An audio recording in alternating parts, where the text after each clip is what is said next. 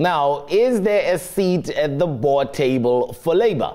That is among the big questions being asked in South Africa's mining space right now, especially on the back of a 3-month-long strike that AMCU members have embarked on at the Sibanye-Stillwater gold operations. Worse yet, the union has upped the ante by applying for a secondary strike at the company's platinum operations. So, who will blink first between the union and the employer? My colleague Fifi Peters was in Cape Town and spoke to Sibanye-Stillwater's Neil Froneman. Now, the future of mining also looks at how the boardroom is put together. We have heard from the president, Cyril Ramaphosa, in fact, a number of players about how we need room for Labour at the boardroom table. Talk to me about that, and as you see it, specifically as you are facing, one of the longest strikes that we have had in recent South African history. Yeah, I think it would be actually very constructive to have unions understanding the imperatives of business and sustainability. So I certainly would welcome that opportunity to have a union in a boardroom. In terms of the Companies Act, though, there's fiduciary duties. We all have fiduciary duties to look after the company, and it would be interesting to see unions accepting those roles, but I think it could be very constructive. I mean, Neil, talk to us about how things stand currently with that 3-month strike currently led by AMCU there at your operations. Yeah, that strike is very unfortunate, and 3 or 4 unions are happily working away, have accepted a fair wage agreement. We have one union trying to undermine the other 3. And that's not acceptable. Our vision of superior value creation for all stakeholders is about making sure that no single stakeholder in the business or in the industry gets abused. So we need to find ways to resolve it. My biggest concern is actually the employees that are losing out, earning wages at a very difficult time in the year. So we need to find a way to break it without actually undermining the other unions as well. No, indeed. How far apart are you guys, though, AMCU and US Sibanye-Stillwater? Look, the issue is they want us to raise the wage offer that we've already signed with the other unions. We can't do that. We've actually agreed with the other unions that we will not do that. So we do not renege on those sort of commitments to anybody.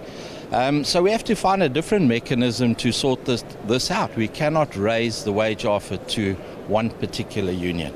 And I do understand that we are waiting on a court ruling to actually give us a clear indication on who the majority union is on at the gold operations, because the numbers are very difficult right now. To confirm, where are we at this stage? Well, we're expecting an outcome from that court case, and it's about an extension of a wage agreement to a minority union. We believe sufficient number of AMCU members have become NUM and USASA and Solidarity members.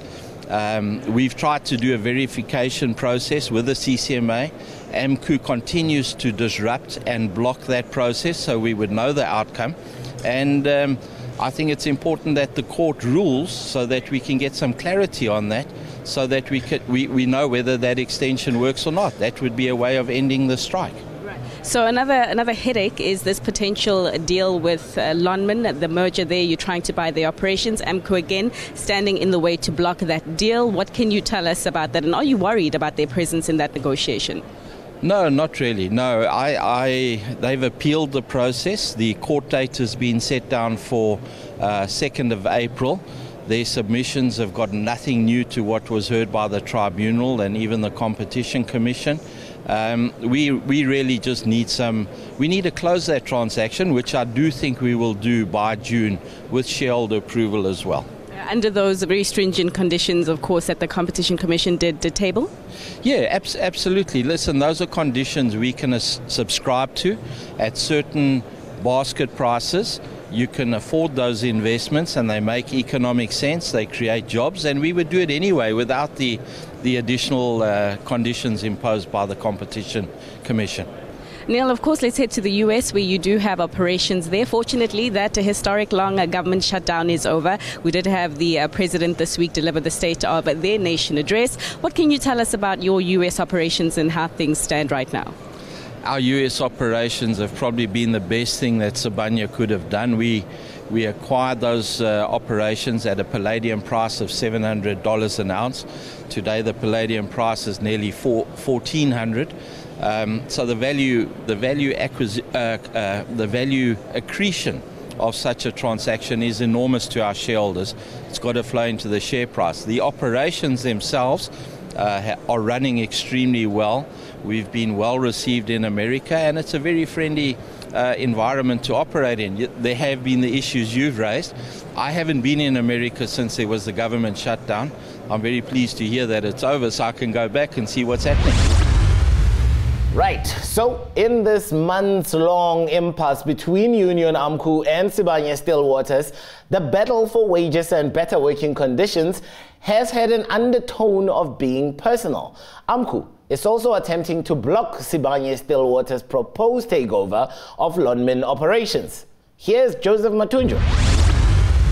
We've seen government compromise on its demands in the new mining charter. We've seen even business accept sort of less than what they hoped. I mean, it looks like Labour doesn't want to come to the party, or AMCU specifically doesn't want to come to a party to find an agreement to take this sector forward. Your response? If you are honest with your research, it will tell you that AMCU, since it came in the platinum sector, there was no strike for the past almost 6 years. And then it's the first strike that we had at Stillwater. And it's through the exploitative manner in which Lonmin is dealing with his own employees. Why Lonmin, his pension is 1.1 million, why 10 white executive of Sibanye is sharing amongst themselves 151 million? Why the least a pension paid by one of their executive is 200,000 per annum, whereas the RDO is less than 100,000 per annum? I mean, where is equity when it comes to that? And at the end of the day, these mines are the one who are creating a huge gap of inequality and poverty. What's the use to work for 25 years underground, but you cannot show anything when you go home? What do you mean by RDO, Mr. Matunjo? Rock drill operators. I mean, are those people who are creating the wealth for the investors? Have you ever heard of the investors coming to the country and worried about how much the workers are paid? They just only worry about their return investments. Because the thing is, right now you are sitting on one of the longest strikes in South Africa's recent history, and that's talking to what's happening at Sibanye's gold operations. I mean, surely your workers cannot be happy about this. I mean, what are you doing to try and resolve this so that everybody can be happy and go back to work and be able to give their families a dignified standard of living that you talk about? We are ready to speak with Sibanye. But Lonmin himself, he doesn't want to talk to us. He's saying he has concluded the agreement with NUM, and NUM is backing him. So therefore, he cannot move an inch. So what we're going to do, we are going to put all our members on a secondary strike. In the platinum, whether we are in Lonmin, whether we are at Impala, we are in Sibanye, Rustenburg, all where we've got members, we are going to shut down these mines. We are not going to allow these mines to continue, in particular, Lonmin, to exploit, to come in this mining indaba and tell us to say, this strike must take some few years to hurt him. That's arrogance in front of the state.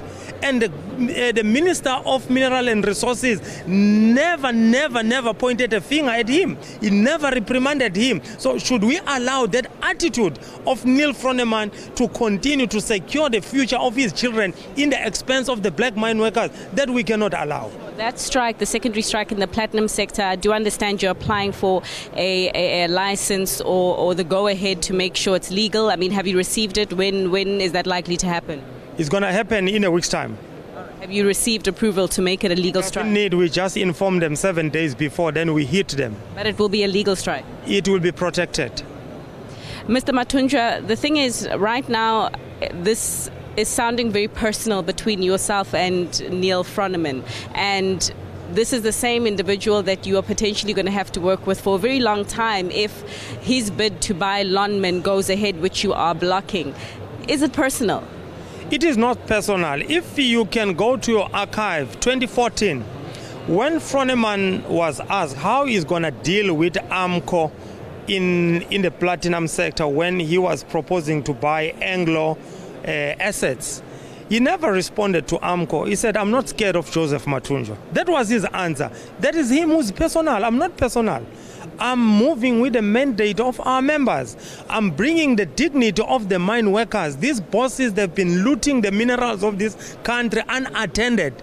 We are going to attend them. We are not going to leave the legacy of oppression and exploitation to our children. That cannot happen.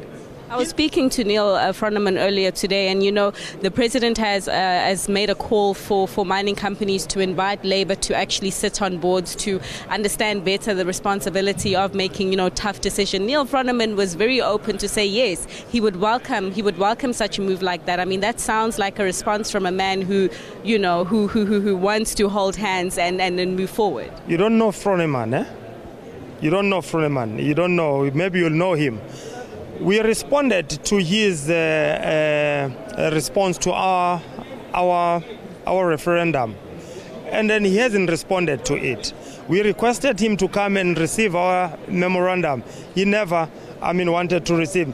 I tried to phone him. When I phone him, he doesn't answer the call, but he goes to his subordinate and say, Joseph Mathunjwa has phoned me, ask him what does he want. That's the kind of a person we are dealing with.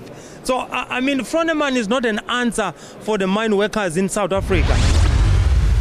Well, you pick a side. Thank you very much for being with us on this edition of Political Capital. Please note we are broadcasting the State of the Nation live from Cape Town as it happens, and you can follow the proceedings right here on CNBC Africa. I'll be back next Tuesday at 6:30 with more political economy news. Until then, good evening and keep it locked.